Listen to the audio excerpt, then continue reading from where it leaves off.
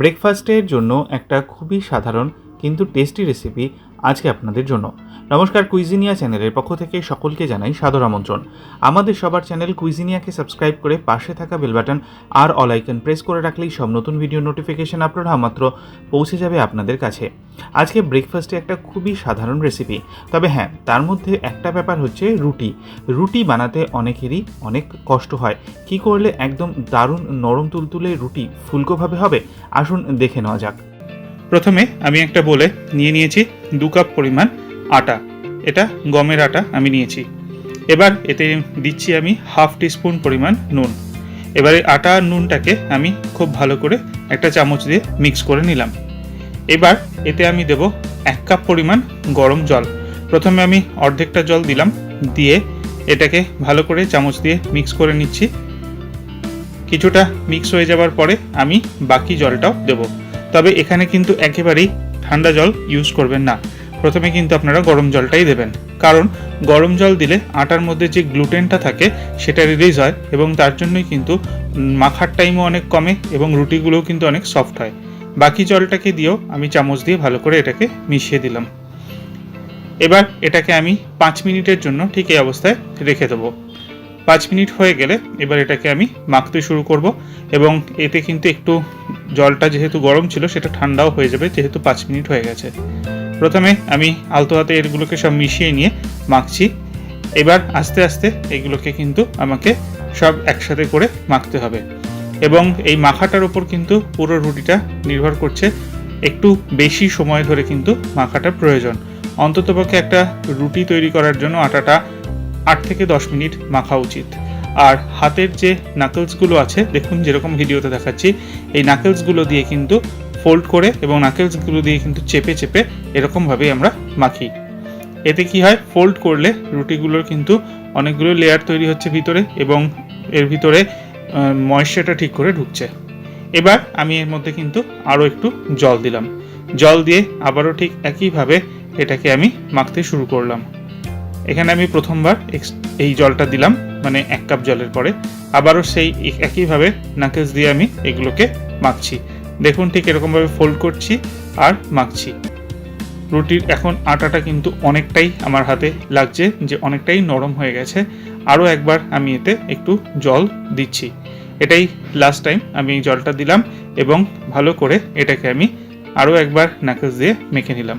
এখানে আমি মোট 10 মিনিট কিন্তু আটাটাকে মেখেছি। এই মাখাটা যদি ঠিকঠাক হয়, রুটি কিন্তু আপনার একদম ভালোভাবে হবে। আটাটা মাখা হয়ে গেছে। এবার এটাকে আমি একটু লম্বা করে শেপ দিয়ে এর থেকে পছন্দ মতো আমি সাইজ করে লেচি কেটে নেব। আমি এখানে মোট 6টা লেচি কেটে নিচ্ছি। আপনারা চাইলে এর থেকে কম বা বেশি করতে পারেন, তবে মোটামুটি স্ট্যান্ডার্ড সাইজের রুটি 6টা, এই যতটা আমি আটা নিয়েছিলাম তাতে কিন্তু ঠিক আছে। এবার এগুলোকে আমি লেচি কেটে নিচ্ছি। আপনারা চাইলে এটাকে কিন্তু আধা ঘন্টা রেস্ট করতে পারেন। আমি রেস্ট করিনি, আপনারা চাইলে এটাকে রেস্ট করে রেখে দিয়ে তারপরেও করতে পারেন। লেচিগুলো কাটা হয়ে গেছে। এবার আমি একটা লেচি নিয়ে নিয়েছি আর ভালো করে এটা আমি আটার মধ্যে মাখিয়ে নিচ্ছি। সব দিকটা মাখিয়ে নিয়ে এবার আমি কিচেন টপের মধ্যে এটাকে বেলে নিচ্ছি একটা রোলিং পিন নিয়ে।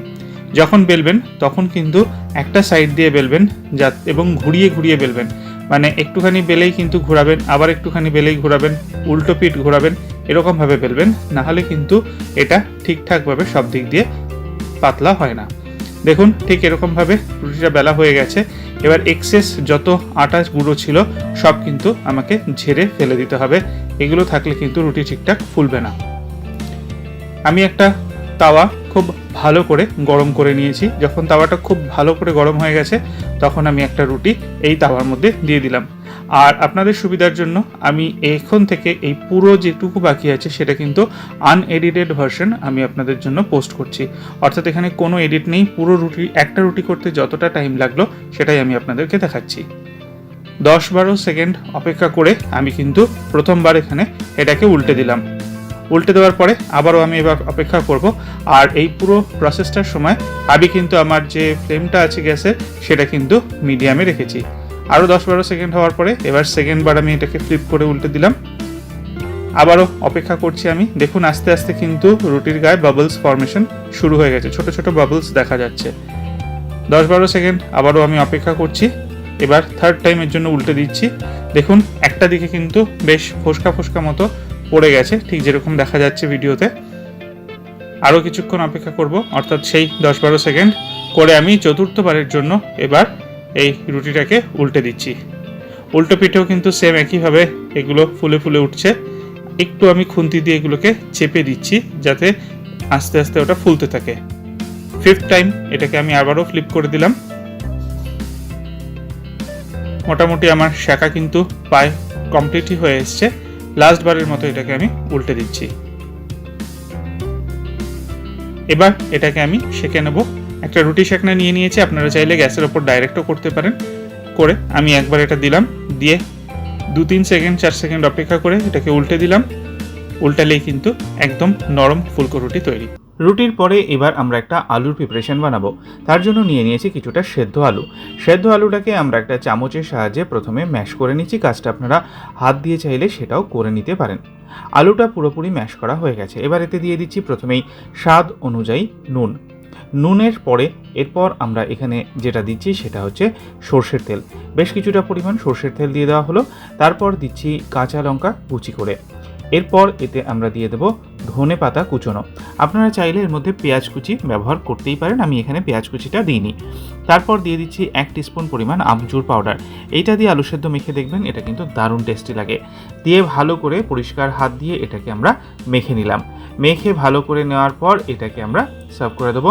আর হ্যাঁ, রুটি, তার সাথে এই আলু সেদ্ধ, আর তার সাথে থাকছে এই সিজনের দারুণ আম, তাহলেই কিন্তু পারফেক্ট, খুবই সুস্বাদু, সবচেয়ে সহজে বানানো একটা রেসিপি প্লেট আপনাদের তৈরি হয়ে যায় ব্রেকফাস্টের জন্য। বাড়িতে অতি অবশ্যই ট্রাই করে কমেন্টে জানান কেমন লাগলো। ভালো লাগলে লাইক শেয়ার করতে ভুলবেন না যেন। যারা এখনও চ্যানেল কুইজিনিয়াকে সাবস্ক্রাইব করেননি, অনুরোধ করবো চ্যানেলটাকে সাবস্ক্রাইব করে এই পরিবারের সদস্য হয়ে যাওয়ার জন্য। লাইফ ইজ প্রেশাস গল্পে শিক্ষা লেখার চ্যানেল দুটিকে সাবস্ক্রাইব করতে আজকের ভিডিও ডিসক্রিপশন বক্সটা প্লিজ চেক করে নেবেন। সবাই ভালো থাকবেন, নমস্কার।